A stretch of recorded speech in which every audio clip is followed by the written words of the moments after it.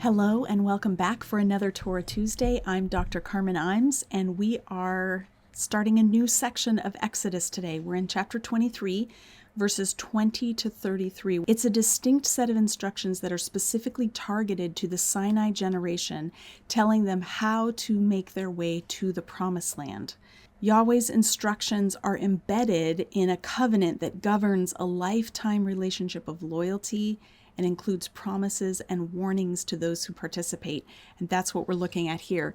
Now, it was a particular surprise to me that this passage popped up on the internet recently as a hot topic. Pastor Paula White encouraged Passover celebrations in leading up to Easter in order to unlock 7 supernatural blessings. She encouraged everyone to celebrate the Passover and give God a generous gift. And of course, she provided links to her own ministry.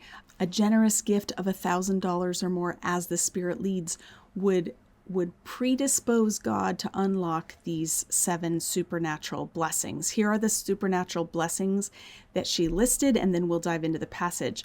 She said, God will, number 1, assign an angel to you. Number 2, be an enemy to your enemies. Number 3, give you prosperity. Number 4, take sickness away from you. Number 5, give you a long life. Number 6, bring increase and inheritance. Number 7, give a special year of blessing. Now, there are a number of problematic features of this particular use of this passage. And if you want to get a deeper dive, you can check out the article that I wrote for Christianity Today. That article is even cited in Snopes.com as they were trying to unravel, did Paula White promise these blessings? She didn't guarantee these blessings, but she said that those who participated in the Passover and sent a gift would position themselves to be ready to receive these blessings from the Lord. And to do that, to make that case, involved misunderstanding and misreading the passage on many levels. All right, so let's dive into my translation. We're just going to do the first 3 verses of this section today. Look, I myself am sending an angel before you to guard you on the way. He will bring you into the place that I have prepared. Be guarded before him and listen to his voice. Do not embitter him, because he will not forgive your transgression, for my name is on him. For if you indeed listen to his voice and do everything that I say, then I will be an enemy to your enemies and treat your adversaries as adversaries. For my angel will go before you, and he will bring you to the Amorite, the Hittite, the Perizzite, the Canaanite, the Hivite, and the Jebusite, and I will make them disappear. All right, so let's dive in.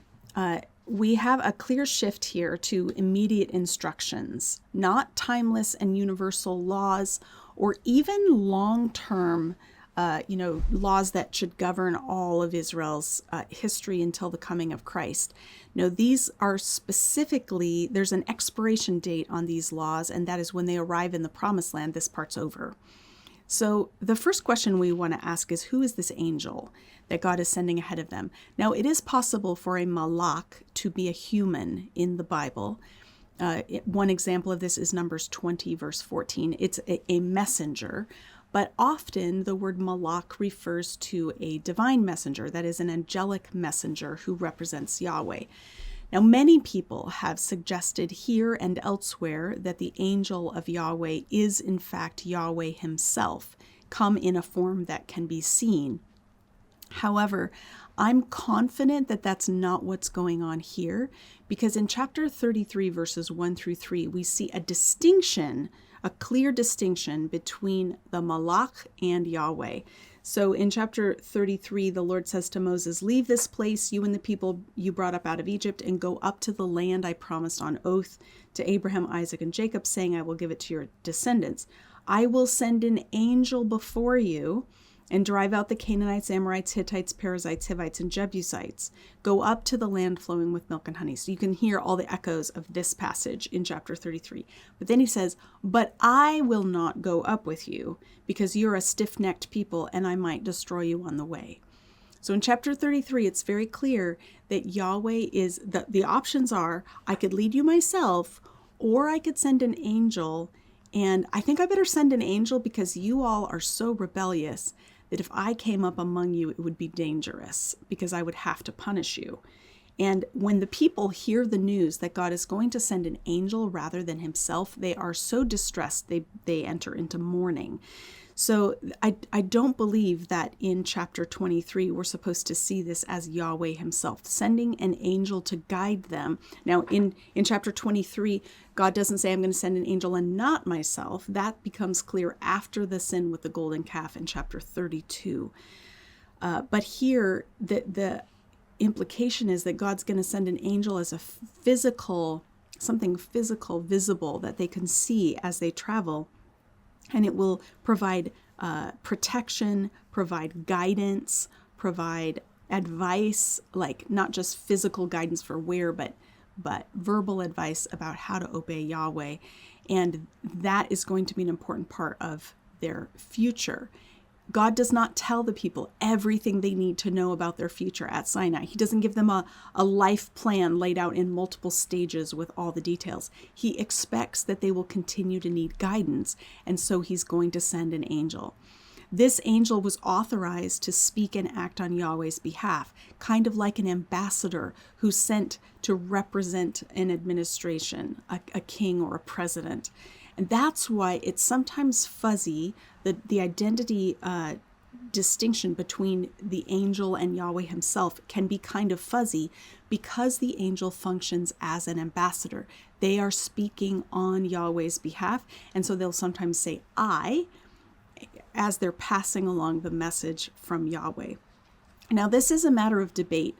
There are other people who feel very strongly that the angel of Yahweh in the Old Testament is Yahweh. I've given you one reason here why I think it's not, but I just want to acknowledge this is a matter of debate.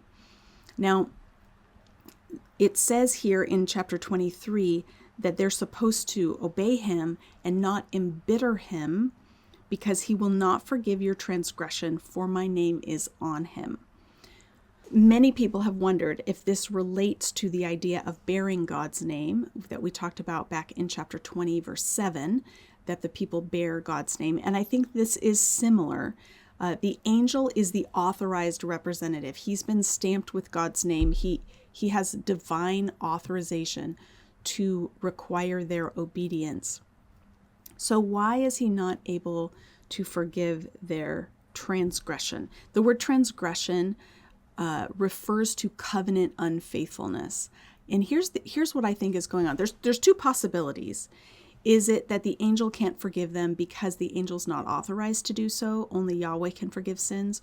Or is it that the angel represents Yahweh and Yahweh takes sin so seriously, so don't think the angel's going to overlook your sin because Yahweh's not going to overlook your sin? Either of these is possible. To me, the bottom line is the same. You need to obey what this angel says because he represents Yahweh, and your relationship with Yahweh, your obedience to Yahweh is what your future depends upon.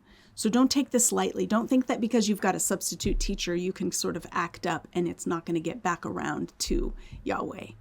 So to rebel against the angel is tantamount to disobeying Yahweh. And therefore, God is asking them to treat the angel's instruction with utmost seriousness. Obedience was the necessary prerequisite to battle success as they're going forward. God was not unequivocally on their side. They must follow his lead in the days and years ahead.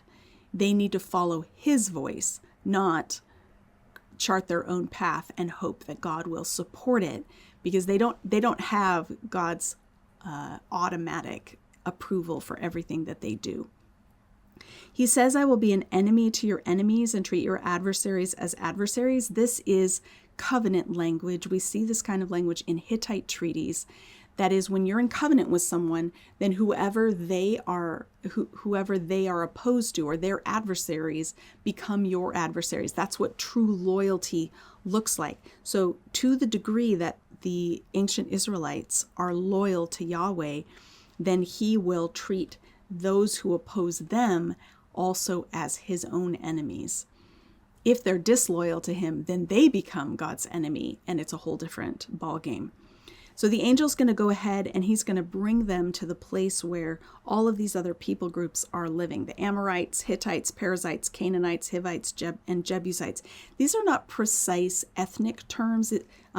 This list of nations or peoples, some of them are based on ethnicity, some of them are based on location. For example, the Jebusites are the people who live in Jebus, regardless of their ethnicity.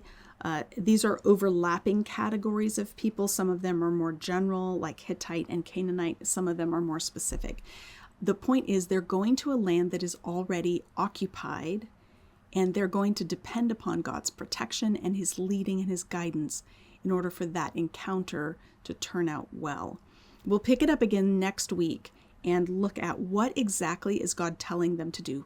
So many people struggle with the apparent violence of the Old Testament, and so we're going to do a deeper dive on that question of violence and how to understand it well.